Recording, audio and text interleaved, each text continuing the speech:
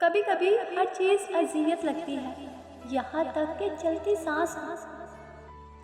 दिल दुखाने वाले को क्या पता सहने वाला किस अजियत से गुजरता है।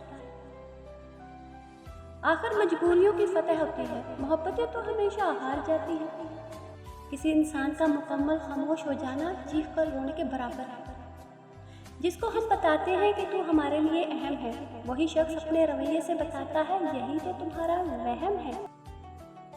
मुझे ही क्यों ख्याल आता है कि किसी को बुरा न लग जाए, किसी को ये ख्याल क्यों नहीं आता कि मुझे भी बुरा लग सकता है। जब दिल दुखते हैं तो जुबानें खुद ही बंद हो जाती हैं। कभी कभी जिंदा होने के बावजूद हमारे अंदर जिंदगी खत्म हो जाती है। जबरदस्ती की नजदीकियों से सुकून की दूरियां बेहतर है।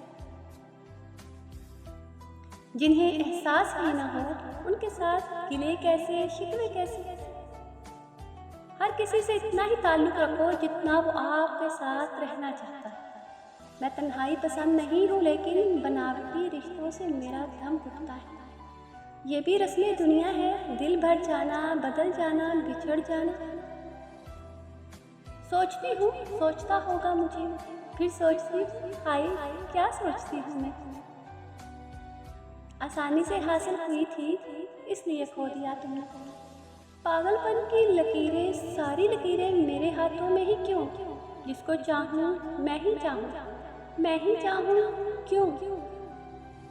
अब तो बस खुद से डर लगता है।